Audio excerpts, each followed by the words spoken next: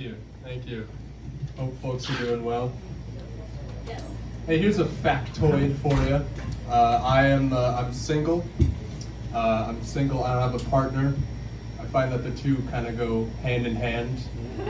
I don't have a partner, but I do have a cactus. So every now and then I'll take a trip to the ER with a thing up my ass. The temptations of the flesh come for me as they do all of us, I'm afraid. Hey, I got a friend who's got IBS, irritable bowel syndrome, And it occurred to me that, irritable bowel syndrome, that's not a very distinguished name for a disease, right? You go to the doctor, hey, doc, I'm having some trouble.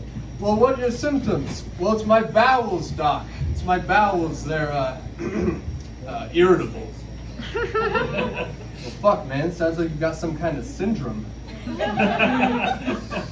Here you go, take this pill and I'll see you in a year.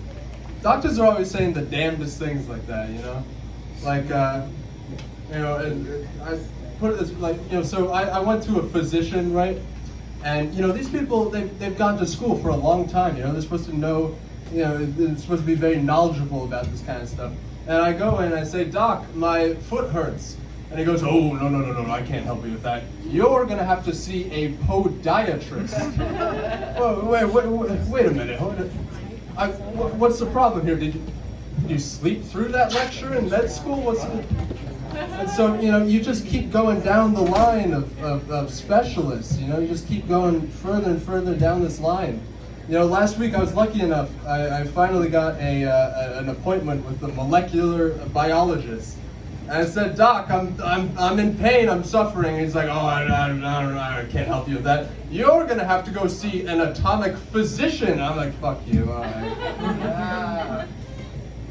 No, I think Trojan condoms really fucked up with their branding, man. Because, look, what is Trojan harken back to, right? The Trojan horse, right? Well, what happened there?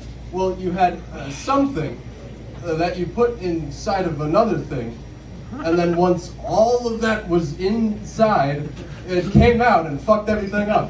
Now, see, to me, look, I'm no concentreptologist or whatever the fuck, but see, I believe that that's actually the exact opposite message you want to be sending if you're a manufacturer of condoms. I was thinking the other day, as I sometimes do, and I was thinking about television shows I saw when I was a kid. I'm kind of dating myself here. I used to watch television.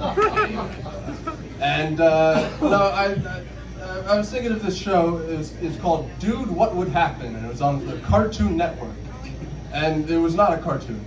I don't know how they let that slip through the cracks there. I don't know. They must have gotten a bit careless with that one, the old execs at Cartoon Network. But anyways, the show, it had these three just very heavily stoner-coated guys, and they'd always have some kind of very mundane problem. Like one of them would go, "Hey, I'm on the couch and I've run out of popcorn, but all the popcorn is in the kitchen and I'm on the couch and I don't want to get off the couch to get all the popcorn that's in the kitchen." And then another one would go, dude, what would happen if we built a catapult that launched the popcorn from the kitchen into your mouth on the couch? And then they build the thing, and of course it didn't work, 'cause it's the dumbest fucking idea ever. And then at the end of the episode, they'd give some quip like, oh, guess I'll never do that again. But then the next episode would play, and they'd have learned no lesson from the first episode, Like, this baby is kicking the back of my seat on the flight. Dude, what would happen if we just murdered the baby? And of course they would get caught, and of course they'd be found guilty on all charges.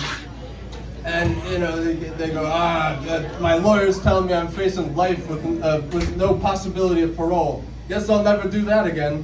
It's like, yeah, motherfucker. I watched another show though. It was called Sliced. There you go. Sorry. It was called Sliced, and it only had one season for reasons I hope will soon become very clear. Basically, the premise of the show is this guy, John, and he's woefully just unaware of the world around him. And so, he would remedy this situation, and then the way he would do this is by cutting shit in half. That's the whole show. Like, there's one episode where he said, "Hey, why does this refrigerator keep things fresher for longer than this refrigerator? I guess there's only one way to find out. Using my industrial-grade diamond-encrusted circular saw." It's like, whoa, what the fuck? You're not gonna read the manual, man? Come on. He's living in the 21st century, and he's using these kind of caveman methods of inquiry, you know? Oh, well, how rock work? Me smashed with other rock. Ah. So of course I'm fascinated by his character. And so I go to Google him, and it turns out, and this is true, that he wrote a book called How to Attract Women, which makes me kind of worried about how he discovered some of his techniques. Why does Megan want to go out with me, but Jennifer doesn't? I guess there's only one way to find out. All right, thank you very much.